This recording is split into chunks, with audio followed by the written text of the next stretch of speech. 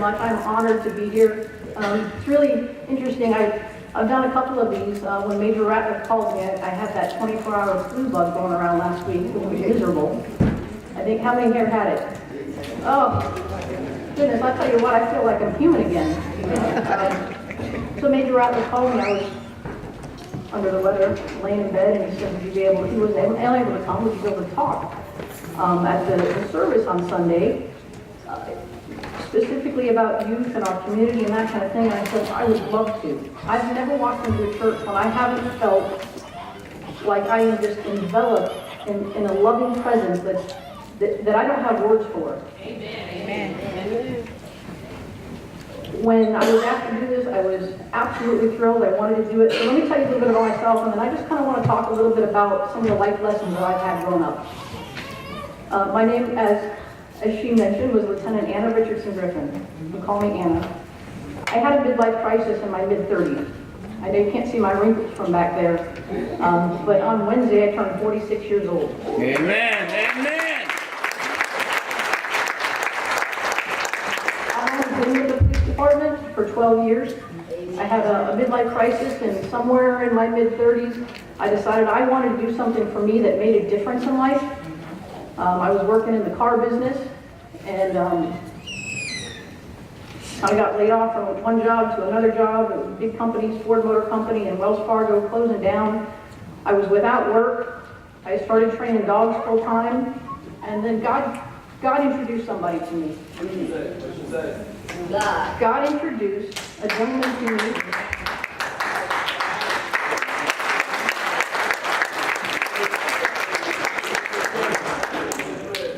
Absolutely, and I will tell you that here in walks the 6'5" old white guy with a bald head, and he's got a little bitty Yorkshire Terrier on a leash, and I'm training dogs.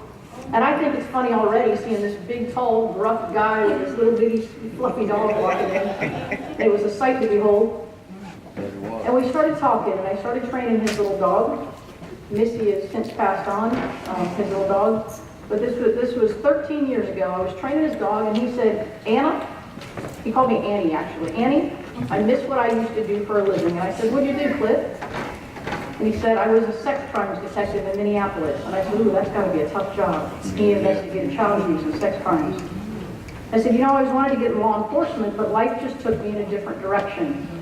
And he goes, well, it's never too late. I said, Cliff, I'm 34 years old. He said, it's never too late. And that day, that moment, God changed my life.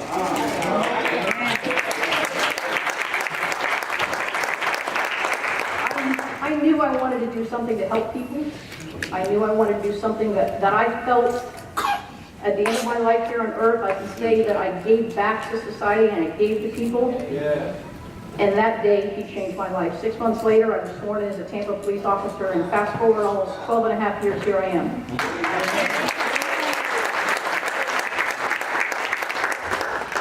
So I tell you that story because it ties a little bit into what I want to talk about. Do you know who the most important being in this church is besides God? We are. Yes. Our young people. Our young people, from this moment on, are going to decide what the future of our world looks like. Amen.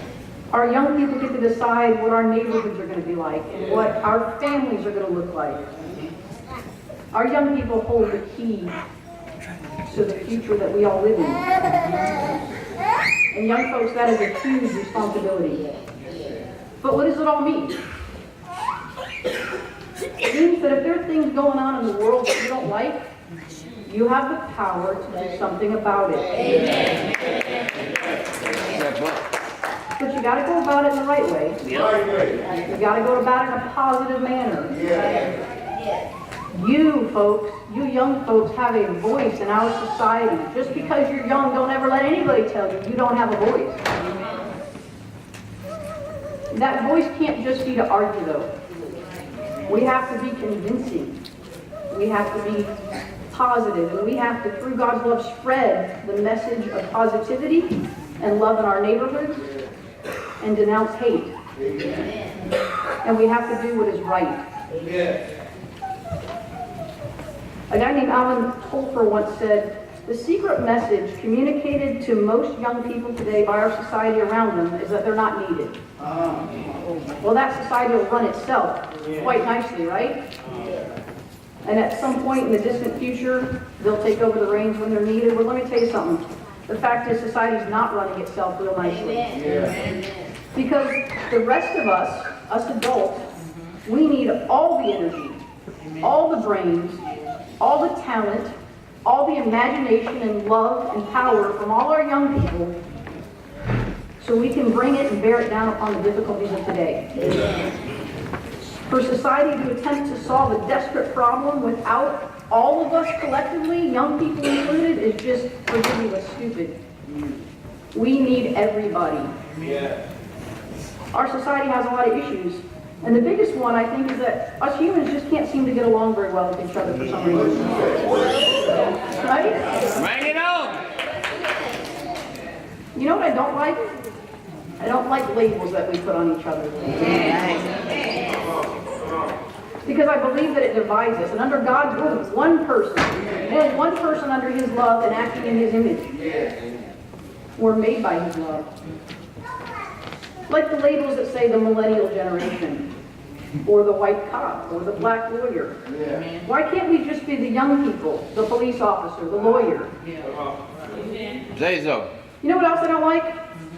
I don't like that the news puts out all this negative stuff. Amen. Amen. I don't like the negative statistics and the predictions that they put out. It's all around us all the time. You turn on social media, I look at my phone, I turn on the news, I turn on the radio in the morning, and all I hear is negative. Nothing positive. We have to filter it out. And that's where us adults can help the young folks learn how to do that. We have to filter out and believe in the positive goodness in the world that exists today, because it's out there. So you know, like for example, when you hear a study that says 5 out of 10 kids today will blah, blah, blah, whatever, get arrested, get pregnant, drop out of school, become a doctor, whatever these are. Well, when those are the negative stereotypes, what is that telling our youth of today? It's setting our kids up for failure. And guys, folks, you are our future. You are going to bridge gaps. You are going to bring love back into the world that is so filled with hate right now. And when we listen to that negative news, and it keeps just mumbling and whispering in our ear all the time, it becomes us. It gets inside of us. And we can't let that happen because God's inside us. So when that stuff happens, we're creating a stereotype and we're setting our kids up to fail. And we have to stop doing that. And we have to refer to the positive things. Here's a secret for you. Any statistic that you hear on the news, any scientific statistic that they say is fact, I can prove the exact opposite with science. Eggs are bad for you, but now they're good for me. Right? Don't drink alcohol, but a glass of red wine every night is supposed to present heart disease. Don't eat bacon, it's full of bad fat. I love bacon, right? But now they say you have to have some good fats. My point is that there's so much rhetoric out there that we have to be smarter than that. We have to teach our kids how to be smarter than that. Don't believe everything you read or you hear or you see on the news. I'll say it again. Don't believe everything you hear just because it's repeated on the news. Everything we read in the newspaper, everything we hear on the radio, everything some singer or actor or is saying on the news. We have to be smarter than that, and we have to check things out for ourselves. We have to see if it's true or not. So I want to go over a few lessons that as I was reflecting when Major Ratliff asked me if I could come do this, I was reflecting on lessons that my family taught me and that I learned hitting my own head against the wall as I was growing up. I think there are lessons that everybody could hear, but especially our young folks. Because I know when I was young, I knew everything. Right? Come on now, I knew everything. And nobody could tell me any different. That's it. And now that I'm broken and my knees hurt, my shoulders hurt and everything else, and I'm older, I wish I had listened. I wish I had listened. I wish I had listened to those folks that have gone before me. Because they have the wisdom and the experience and a lifetime full of lessons that if I had listened, I might not have a bum knee. I might have a bum shoulder. So lesson number 1, success is not only through fame and fortune, but it's through hard work and integrity. Being rich and having nice things, it doesn't necessarily mean that you're successful. It's not about material wealth. It's not about things that I hold in my hand. Although these things I might be able to get them as a result of hard work, it still doesn't mean that I'm successful as a human being in life. We have to value other things in life. And young folks, this is a message that you need to spread to your friends and your family. We need to value other things in life. The small victories in life. I need to set small goals, and when I reach them, that's a victory. That's success. When I accomplish something like that, not just money or things. Lesson number 2, my dad always said this. He always told me never to look up to a role model because everybody is imperfect. That's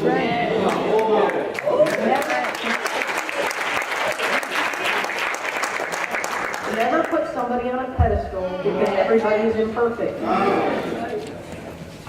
So, athletes and entertainers that some of our young community, our young folks want to emulate, I would challenge you to search for role models within your own community. Sitting in this very church. Every girl who wants to be like Alicia Keys, every boy wants to be Michael Jordan. I challenge you to think outside the box and find something other in your life that is inspiring those people around you. Who inspires you? Who makes you want to be a better person? That's your role model. Now, some of the famous people might have done some noteworthy things, but our young people, you folks also need to see that talent is not just with a microphone or on a basketball court. Talent's not just a singing career. More importantly, you need to realize that there are other types, all types of service professions out there that you can do and still be successful. You can be a church leader that leads a community in prayer and change. You can be a fireman that puts out a fire and saves a life. You can be a librarian or a teacher that helps people learn. You can be the salesperson that helps people feel beautiful when they try on clothes. You can be the doctor that operates somebody and saves that life. Or you can be a child care worker that gives a hug to a child when they need it. That, my friends, is success.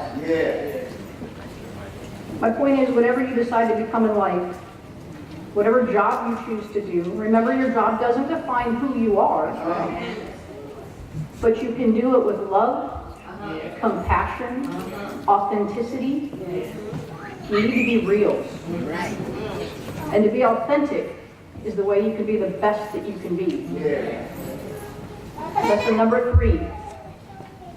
Now, some boys in this room are going to look at me like I'm crazy, but boys, it's okay to express your emotions, and girls, it's okay to be independent. Guess what? Boys can cry and still grow up to be a man. That's a scientific fact.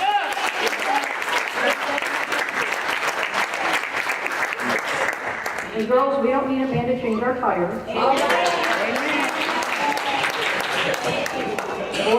Boys, we don't need a girl to cook our dinner or do our laundry. We can all be independent, helpful members of society to each other. We don't need to be set in a label. We don't need to, because I'm a girl I can't, because I'm a boy I have to. We don't have to do that. And every time we put those labels on our youth, we mold them into what they really, we mold them into a lesser version of who they can really be. Oppressive gender roles in our society start early, and adults, it's up to us to make sure that doesn't plague them. And young folks, it's important that you look and step outside of that. Step aside and say, I don't have to be that just because society says I do. And once we do that, and we can shed off all those negative labels, then we become more self-confident. We become more secure in who we are, and then we start to give back, and that's where the real success is. Lesson number 4, education is and always will be essential no matter what you choose to do in life. So let's stop creating a culture that says college isn't for everybody. It might not be, but if we say that, then what we're setting kids up to do is to say, oh, it's okay, I'm not going to college, so I don't have to finish high school. Not true. No matter what profession you choose, education is just not something that you check off the box and you move on. I'm still learning. I learn every day. Amen. You should take every single day and challenge yourself to learn something new. If it's a new vocabulary word, if it's a new concept, if it's a new definition, if it's a new country, a new culture, we need to learn every day.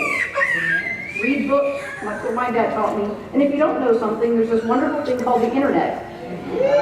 Now remember what I said, you have to make sure, you have to look at what the source is coming from. You can't believe everything you read. But when I don't know how to do something, I YouTube it. Amen.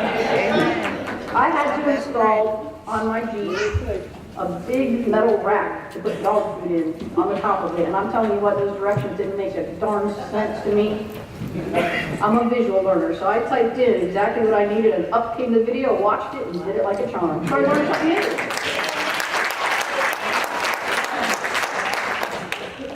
Learning builds confidence, it builds compassion, and it builds empathy. And empathy is the understanding of what our fellow man is going through. And if we don't have empathy, how can we ever expect somebody to understand our own feelings and needs?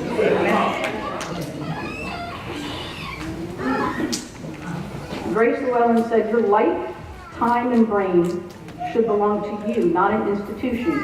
You know what that means? It means it doesn't belong to Potter Elementary or Middleton High. You don't have to give the brain back just like you do the textbooks, right? You take your brain with you when you leave school. And you have to exercise it just like every other muscle in your body.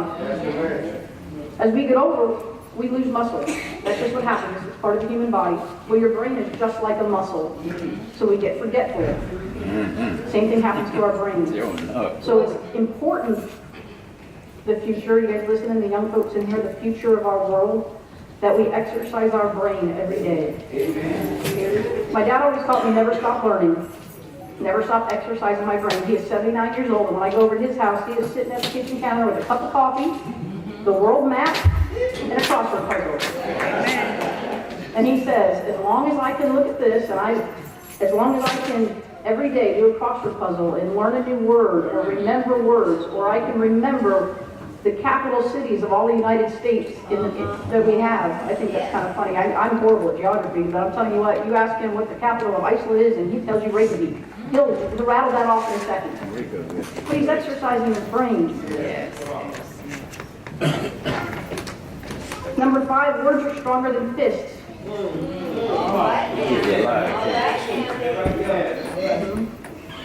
Say it again. Words. Say it with me. Words are stronger than fists. Absolutely.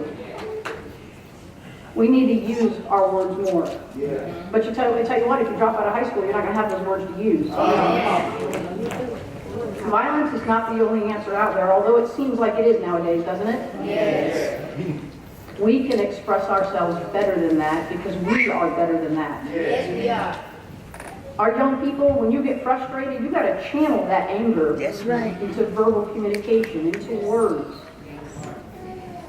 Anybody here ever use a journal? Anybody write? I do. When I get frustrated, somebody taught me something called an unsent letter. Ever hear that? Yeah. Unsent letter is when I'm mad at my mom, I'm going to write her a letter and tell her everything she did wrong to me. But I'm never going to give it to her. It gives me a chance to get out everything I'm mad about. I get it all out right there on the paper with that ink or that pencil. And then I never give it to her, and then I feel better. And then I read it about a month later, and I go, man, was I stupid. Right? I was mad about that. So I challenge you guys, next time you get frustrated or mad, get a pen and paper and write it down. Start a journal. The problem with violence is that when we resort to it, it only creates more suffering. We're already hurting, right? That's why we're angry. So when we resort to violence, all it does is make things worse. We are never going to solve the issues in our community by resorting to violence. We have to start using our communication skills and our words more. We do have to know it's okay to stand up to bullies. You need to stand up to bullies in your schools and in your neighborhoods, because nobody should ever treat you badly. Nobody has the right to treat you bad or hurt you. However, sometimes mean words, what are they? They're just words. That's all. It doesn't mean I need to beat somebody up for saying a mean word, because now I've created another problem. Martin Luther King said, darkness cannot drive out hate. Only light can do that. That's right. Hate cannot drive out hate. Only love can do that. We don't need to turn mean words into physical fight, because all that does is breed hate. Everybody hear that? We don't need to turn mean words into physical fight, because all it does is breed hate. And the good Dr. Martin Luther King told us, darkness cannot drive out hate. Only light can do that, and hate cannot drive out hate. Only love can do that. Amen. Lesson number 6 from my almost 46 years of life. You are smart, and you are entitled to all the happiness in the world, no matter what somebody tells you. Amen.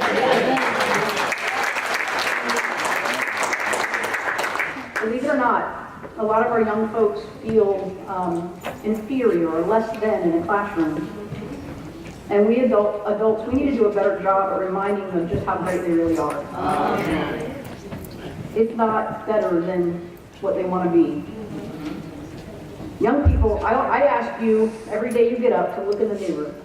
Look in your eyes. If you're looking eye to eye to somebody, but you're looking at yourself, and look deep into your soul. And I want you to know, I deserve to be happy. I am smart. And I am beautiful.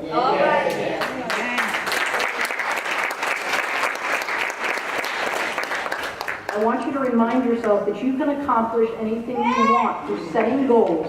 Anything you want through setting goals and hard work. And making the right choices and doing the right thing. Use your words. Communication is the biggest strength you have, and I'll give you a perfect example of that. I was working an off-duty job at the Tampa Stadium. It's a Raymond James Stadium now. This tells you before Raymond James. And my partner was about 6'5" Marine with one of those flat haircut, big burly guy. And I'm standing next to him, and jokingly, one of the patrons of the game comes up and walks through security, and he falls to his knees, and he puts his hands behind his back, and he goes, "Miss, I'll let you arrest me any day." I was flattered. Don't want to arrest you. And he pointed to him and he said, "But him, I make him work for it." I know that right. Well, that moment taught me that, first of all, we can't judge a book by its cover. And secondly,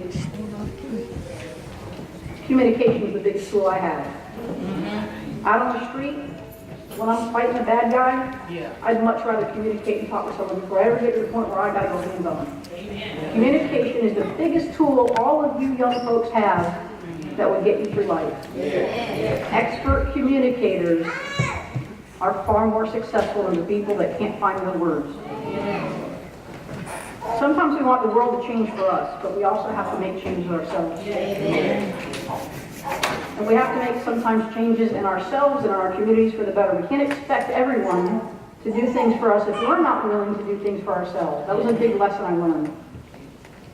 Future's up to you. We make our own choices, and it's up to us to make the right ones. The right choices will bring about good change. Even the simple things. Let's say just crossing a crosswalk versus dodging traffic to get across the street. I may take a few extra steps from my lazy behind to get down to the crosswalk. But it's the choice I make which will keep me safe. Right? And there are things sometimes, and I know especially because as a young person I knew everything, but I'm learning very quickly that there are a lot of things that I had no idea existed for a reason. Did you know, next time you get up on the interstate and you're driving at night, look in the oncoming traffic lane, across the median. Have you ever seen those red reflectors? I had no idea they were there. I'm the police. I was traveling with a friend, and she said she was a traffic homicide investigator, and she said, "You see those red?" I'm like, "What are those?" She goes, "That's to warn somebody that you're on the wrong side of the road." I'd never even noticed those. And I noticed We always learn. There are a lot of things that are within our own control that we can do to help ourselves. For example, I choose to drive the speed limit because I don't want the expensive ticket. I'd rather take that money and buy myself a new pair of shoes.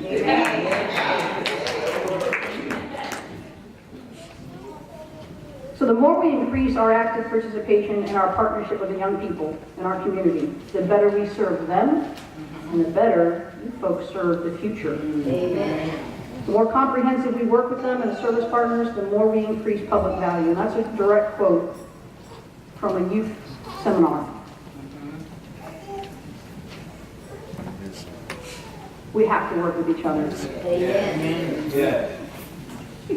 And I think some of the things, brings me to my next lesson, I think some of the things that, the reason sometimes we don't is because we don't like who we are, or we're uncomfortable with who we are.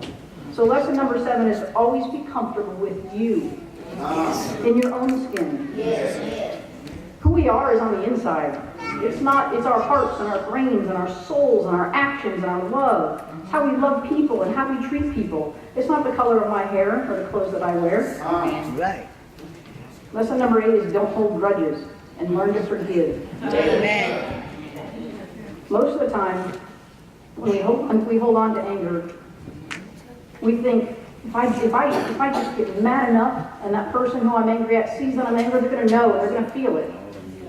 They don't feel it. They've moved on. Yes. They're watching the next TV show. All it's doing is hurting me. Showing up.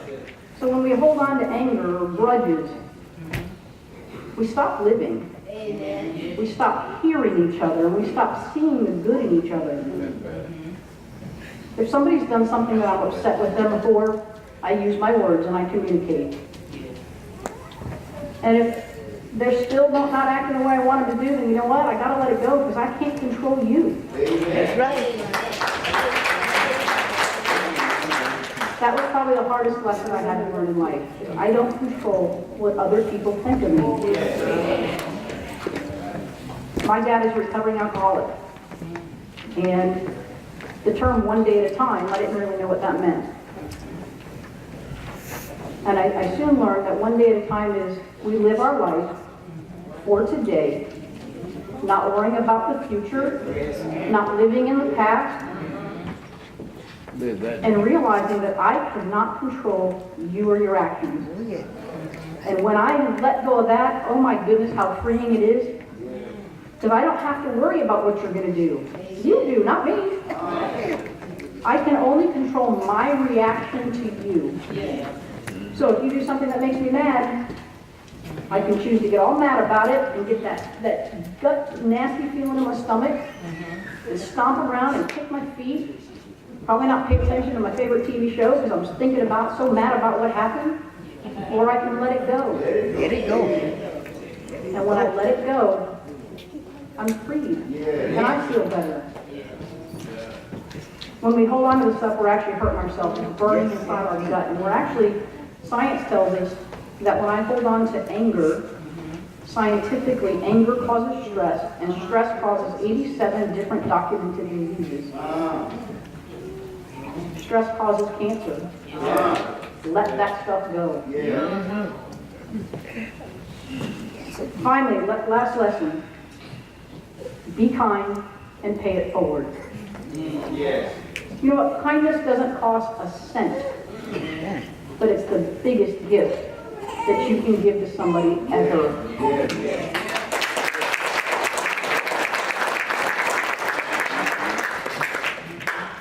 What does it mean to be kind? It means that I don't judge you. It means that I grab the door for you because I see you're struggling with your groceries. It means that when I see you're having a bad day, I ask if there's something I can do to help. It means when I see somebody who's not normally pissy with me, angry, they're in a bad mood, I understand that they must be going through something, and I don't take it personal. Kindness, especially kindness to strangers, is a way that we pay things forward. There was a movie probably 15 years ago called Pay It Forward. Anybody see it? Yep. Phenomenal movie. Yes. If you haven't seen it, you gotta go rent it. Pay it forward, and I do this at work all the time. I absolutely believe in supporting the younger officers that are going to, when I'm retired and I'm living in the city where I live, they're going to be responding to my neighborhood. So I believe in supporting them and helping them come along and teaching them the best that I can. And when I do something for somebody and they come to me and they say, in fact, a gentleman named Alex Moreno, he was a rock officer here in this district. He just got promoted to detective. And I was the first phone call he made because, and I can tell you this is when you know you're doing it right. He got the phone call from Chief Ward that he'd been promoted. I was the very next phone call he made to thank me for something I said to him 8 years ago. I can't remember what I had for breakfast yesterday. No, that's right. But he called to thank me for what I said to him 8 years ago. He said, what I told him was that the number one most important thing was to care about people out in our communities and the people we work with. And if you do that one simple task, the rest will fall into place. Yes. I don't remember telling him that. Sounds like something I'd say. I don't remember telling him that, but that affected him. And 8 years later, I got a phone call about it. He said, if there's anything I can ever do for you, and I said, absolutely. He goes, whatever it is, Lieutenant, whatever you want. I said, I want you to pay it forward. I want you to do that. What I did for you, for somebody else that comes after you. That's what life's about, folks. Yes, it is. So before you act, think. Just stop. Young folks, this is an important message for you. Before you act, stop and think.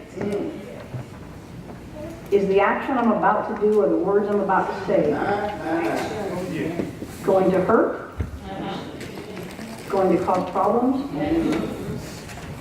Going to rip through somebody's gut? I'm not going to do that, though. How do I feel when somebody's mean to me? Or they ignore me? Or they lie to me? It doesn't feel good, so don't do it to someone else. Amen. So you can go forward in your lives remembering that you, our young generation out here, our young people, are so very important. Because, darlings, you are the futures of our communities and our world. You are the future leaders in every aspect of our lives. Take one day at a time and make positive change. Because it's you folks that are going to be able to bridge the gap. It's you folks sitting in this very room, everybody included, not just the young folks, that get together on a Sunday and share your kindness and your love in God's name with each other. That's what bridges gaps. So remember, communicate, be kind, and listen to other people. I'm counting on all of you, and I hope that I'm doing my part as well. Thank you for listening.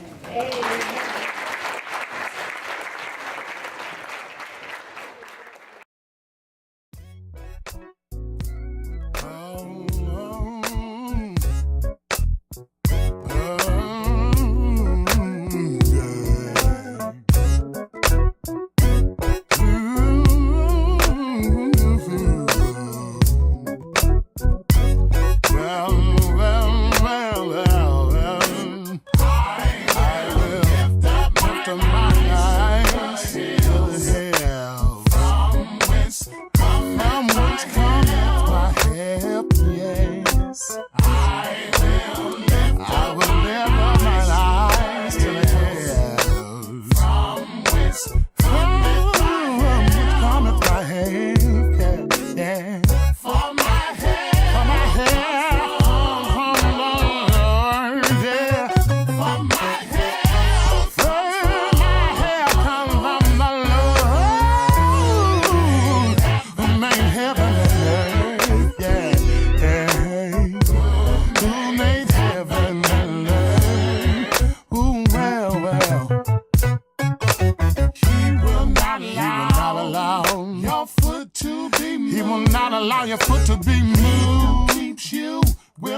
He will not slumber, no, no. Hey, he who keeps his right shall never slumber nor sleep, nor sleep, nor sleep. I will lift up my eyes to the hill. From whence cometh my help?